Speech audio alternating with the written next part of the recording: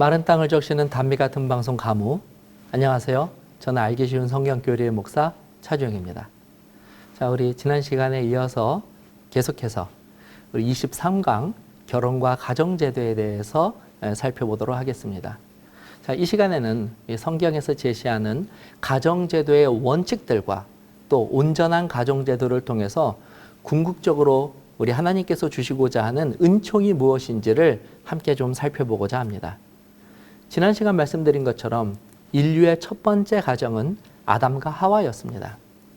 하나님께서 이 가정에게 축복하신 것처럼 그들은 생육하고 번성하였으며 시간이 지남에 따라 이 땅에는 점차로 많은 가정들이 생겨나게 되었습니다. 그리고 이제 이 가정들이 모여서 촌락도 이루고 도시도 이루고 그리고 민족과 국가를 이뤄 오늘날 우리가 보는 것처럼 거대한 이 지구촌을 이루면서 살게 된 것입니다. 그러나 제 아무리 거대한 국가나 민족이 존재한다고 할지라도 여전히 이 사회의 가장 기본이 되고 근본이 되는 기본 단위는 여전히 가정이며 이 가정이 건강하고 또 이상적인 모습으로 살아갈 때에 결국 이상적인 나라 혹은 국가를 이룰 수 있게 되는 것입니다. 이것은 그리스도인 가정에도 동일하게 적용이 되는 원칙입니다. 오늘날 비록 우리가 죄악된 세상에서 살아가고 있다고 할지라도 우리 모두는 궁극적으로 거룩한 하나님의 나라를 이루고자 하는 목적을 가지고 살아가는 이 하나님 나라의 일원입니다. 그러므로 각각의 그리스도인 가정들이 하나님의 거룩한 원칙 위에서 가정을 세우고 또 바르게 참된 믿음 위에서 우리의 가정들을 만들어 나간다면 하나님 나라를 소망하는 것은 이 땅에서 우리가 행해야 할 가장 거룩한 사명 중에 한 가지를 이루는 일이 되는 것입니다. 자, 그렇다면 거룩한 가정을 이루기 위한 원칙들 그리고 방법들은 과연 무엇이 있을까요? 첫 번째로 우리가 살펴볼 이 원칙은 성경적 아버지의 역할에 있습니다. 성경은 남편이자 아버지인 이 남성에게 특별한 지위를 부여하였는데요. 그것은 가정의 머리와 또 제사장이 되는 그와 같은 책임을 부여하였습니다. 골로새서 3장 18절 21절입니다. 아내들아 남편에게 복종하라. 이는 주 안에서 마땅하니라. 남편들아 아내를 사랑하며 괴롭게 하지 말라. 자녀들아 모든 일에 부모에게 순종하라. 이는 주 안에서 기쁘게 하는 것이라. 아비들아 너희 자녀를 노엽게 하지 말라. 말지니 낙심할까 함이라. 지난 시간에도 여러 차례 강조하여 말씀드렸지만 성경은 어떤 방식으로도 남녀 차별을 조장하거나 또 그것을 조장하지 않습니다. 어떤 이들은 본문에서 아내들아 남편에게 복종하라는 이 구절로 인해서 무척이나 상심을 하기도 합니다. 하지만 이것은 다음 구절에 남편들아 아내를 사랑하는 구절로서 다 설명되고 상세될 수 있습니다. 특히 이 부분에 대해서 에베소서 5장 23절에서는 아주 인상 깊은 이해를 하나 더 더해줍니다. 이는 남편이 아내의 머리됨이 그리스도께서 교회의 머리됨과 같으니 그가 바로 몸의 구주시니라. 바울은 아내가 남편에게 순종하고 남편이 아내의 머리가 되는 것이 어떤 의미인지를 설명할 때 그리스도께서 교회의 머리가 되는 것과 같다라고 설명합니다. 다시 말해 이 말씀은 남편이 아내 위에 군림하고 아내는 남편의 모든 말에 무조건 복종하라는 말씀이 아니라 그리스도께서 교회를 위하여 자신을 내어주시고 온전한 사랑으로 헌신하고 봉사한 것처럼 남편들도 아내에게 그와 같은 헌신적인 모습을 보여야 한다는 것을 강조하는 것입니다. 이것은 마치 그리스도께서 자신을 세상을 섬기는 종으로서 드리며 심지어 자신을 십자가에 내어주신 것과 같은 희생을 우리 가정에서 나타나야 한다고 하는 고귀한 원칙을 내포하고 있는 것입니다. 또한 하나님께서 제안하시는 이 아버지의 역할 중에서 가장 또 눈여겨보아야 할 원칙은 모든 아버지들이 이 가정의 제사장 역할을 감당해야 된다는 사실입니다. 제사장은 종교적 봉사를 실천하는 자들을 말합니다. 따라서 하나님께서는 모든 아버지들에게 그들의 가족이 하나님께 예배하고 하나님을 섬기는 일을 열심으로 실천하는 자들이 되기를 원하십니다. 우리는 제사장으로서 아버지의 역할을 잘 감당하였던 성경의 인물들 몇 사람을 꼽을 수 있는데 대표적인 인물이 바로 이 아브라함을 꼽을 수 있습니다.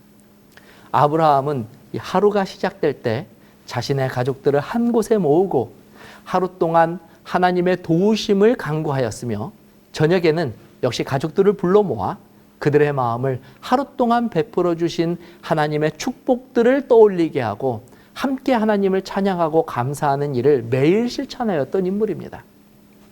이와 같이 하나님께서는 모든 가정의 아버지가 자신을 영육간에 그리스도처럼 헌신적으로 희생하고 돌봄으로 그들의 가정이 주님께서 주시는 은총 안에 거하는 그 선구자적 역할을 하기를 간절히 원하고 계신 것입니다. 자, 다음으로 그리스도인 가정의 어머니가 가져야 할 원칙입니다. 엘렌 화이트는 그에 져서 이 재림 성도의 가정 231페이지, 232페이지에서 가정에서의 어머니의 역할에 대해서 다음과 같이 아주 감동적인 표현을 기록하고 있습니다. 보좌에 앉은 임금의 직무가 어머니의 직무보다 더 높지 않다. 어머니는 가정의 여왕이다. 어머니는 자녀들의 품성을 꼴지어서 더욱 고상하고 죽지 않을 생명에 합당하게 하는 능력을 가졌다. 천사도 이보다 높은 사명을 구할 수 없으니 대개 어머니는 이 일을 함으로 하나님께 봉사하는 까닭이다. 그의 직무는 현세와 영원한 나라를 위한 것이다. 정말 이 가정에서 어머니가 받은 특권은 말로 형용할 수 없을 정도로 고귀하고 놀라운 특권이 아닐 수가 없습니다. 그들은 이 세상의 임금이나 심지어 천사들도 가질 수 없는 아주 고귀한 특권들을 하나님께로부터 부여받았다고 엘렌 화이트는 말하고 있습니다. 특히 이 하나님께서는 자녀들의 품성을 형성하는 데 있어서 어머니가 맡고 있는 역할이 얼마나 중요한지에 대해서 명시하고 있습니다. 물론 오늘날 이 대부분의 부모들이 갖고 있는 생각처럼 자녀를 양육하는 일은 여자에게만 국한된 일이 결코 아닙니다. 성경도 자녀 양육은 여자에게만 부여된 일이라고는 가르치지 않습니다. 다만 어머니에게 부여된 자녀 양육의 의무는 아버지와 다르게 어머니만이 누릴 수 있는 그들의 이 자녀와 연결된 이 긴밀한 여러 특징들이 있다는 것을 말하는 것이며 이 특권들을 더 주의 깊게 활용할 때 이것이 자녀 양육에 있어서 큰 능력을 발휘하게 된다고 하는 것을 말씀해 주시는 것입니다. 만일 어머니들이 하나님께서 주신 이 귀한 특권들을 잘 이해하고 자녀들을 주님께로 이끌기 위한 능력으로 충분히 활용한다면 분명 그들은 이 일을 통하여 하나님과 함께 일하는 즐거움을 맛보게 될 것입니다. 하지만 좀 안타깝게도 오늘날 많은 어머니들이 자신들에게 부여된 이 귀한 특권을 충분히 이해하지 못함으로 그들의 가정뿐만 아니라 많은 자녀들에게 많은 손실을 가져오고 있습니다. 엘렌 화이트는 이 안타까운 실정에 대해서 또 다음과 같이 이야기하고 있습니다.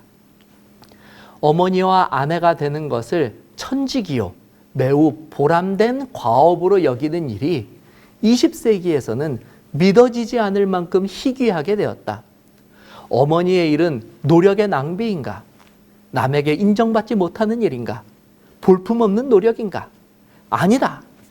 그것은 칭송될 위대한 일을 할 수 있는 가능성을 지닌 가장 보람찬 일이다. 아버지와 마찬가지로 어머니들 역시도 그들의 가정을 하나님께로 이끄는 일에 있어 가장 큰 특권을 위임받은 자임을 결코 잊지 말아야 합니다. 자, 마지막으로 이 가정에서 자녀들이 가져야 할 원칙들입니다. 잠언은 자녀들이 가져야 할 가정에서의 원칙을 다음과 같이 언급하고 있습니다. 잠언 22장 6절입니다. 마땅히 행할 길을 아이에게 가르치라. 그리하면 늙어도 그것을 떠나지 아니하리라. 정상적인 부모라면 누구나 당연히 그들의 자녀가 바르고 참된 성인으로 자라나게 되기를 소원할 것입니다. 그러나 안타까운 것은 아직 어린 자녀들은 무엇이 바르고 참된 것인지를 분별할 만한 충분한 지식과 경험을 가지고 있지 못합니다. 그래서 이 자녀를 양육하는 일에 있어서 부모들이 하는 훈육은 절대적인 것입니다. 근데 우리가 여기서 좀 또 구분해야 될 것이 있는데요. 이 처벌과 훈육은 다르다는 것입니다. 이 처벌은 이미 일어난 일에 대한 문제를 바로잡기 위해서 행해지는 것이지만 훈육은 일어난 잘못된 일들을 바로잡는 것이 아니라 앞으로 일어날 잘못된 일들을 예방하기 위하여 자녀들을 교육하고 지도하는 것을 말하기 때문입니다. 하나님께서 부모에게 원하시는 것은 처벌일까요? 아니면 훈육일까요? 두말할 필요 없이 하나님께서 원하시는 것은 자녀들이 죄악에 깊이 관여되기 전에 부지런히 그들을 훈련시키는 부모들이 되기를 원하는 것입니다. 신명기 6장 7절에 내 자녀에게 부지런히 가르치며 집에 앉았을 때든지 길을 갈 때든지 누워있을 때든지 일어날 때든지 이 말씀을 강론할 것이며, 이처럼 지혜로운 부모는 자신들의 자녀들을 안전하고 바른 길로 인도하기 위하여 훈계하는 일을 누구보다 열심히 할 것입니다.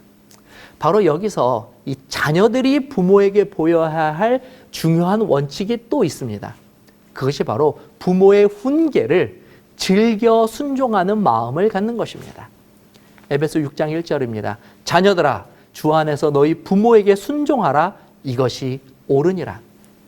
제 아무리 지혜로운 부모가 열심히 자녀를 훈육한다고 할지라도 그 자녀들이 불순종하는 태도로 일관한다면 그들의 노력은 어떠한 결과도 가지지 못할 것입니다. 오히려 자녀들로 인하여 고통스러운 삶을 살게 될 것이며, 그런 가정은 하나님께서 주시는 복을 누릴 수 없을 것입니다.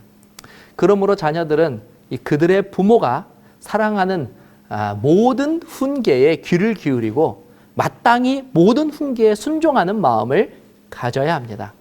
더불어서 하나님께서는 모든 자녀들에게 한 가지 원칙을 더 주셨는데, 그것이 바로 십계명의 5번째 계명에도 등장하는 부모를 공경하는 마음을 가지라는 것입니다. 출애굽기 20장 12절입니다. 내 부모를 공경하라. 그리하면 내 하나님 여호와가 내게 준 땅에서 내 생명이 길리라. 이것은 모든 자녀들이 그들이 아직 아무런 능력이 없을 때 또 그들의 부모가 헌신적으로 그들을 돌보고 그래서 결국 그들이 성인이 된 것을 기억하라는 것입니다. 그들의 부모가 늙고 연약하여졌을 때 자녀들도 동일한 의무를 져야 하는 것이 바로 이 공경이 가지고 있는 의미입니다. 하나님께서는 다른 계명과 달리 이 5번째 계명에는 이것을 지키는 모든 자녀들이 하나님으로부터 특별한 복을 누리게 될 것이라고 또한 약속해 주셨습니다. 그러므로 이 계명이 얼마나 중요한지를 한 번 더 강조해 주신 것이죠. 자, 이렇게 우리는 23강 결혼제도와 가정이라고 하는 주제를 가지고 오늘 또 말씀을 살펴보았습니다. 저와 여러분의 가정이 이번 시간 우리가 살펴본 이 여러 원칙들 위에 굳건히 서므로 하나님께서 주시고자 하는 그 행복을 누리는 가정들이 되기를 바랍니다. 이상 23강 강좌를 마치도록 하겠습니다. 감사합니다.